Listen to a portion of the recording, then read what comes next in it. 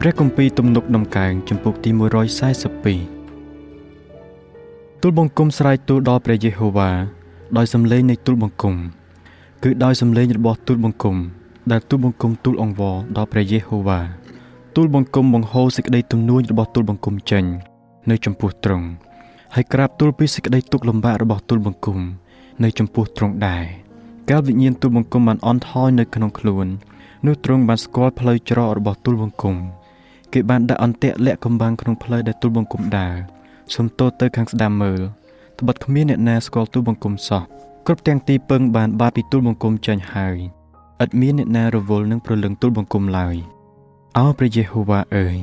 ទូលបង្គំបានអំពាវនាវដល់ទ្រង់ទូលបង្គំបានពោលថាទ្រង់ជាទីពឹងរបស់ទូលបង្គំគឺជាចំណែកនៃទូលបង្គំនៅក្នុងស្ថានរបស់មនុស្សរស់នេះសូមប្រងស្ដាប់ពាក្យអំពាវនាវរបស់ទូលបង្គំ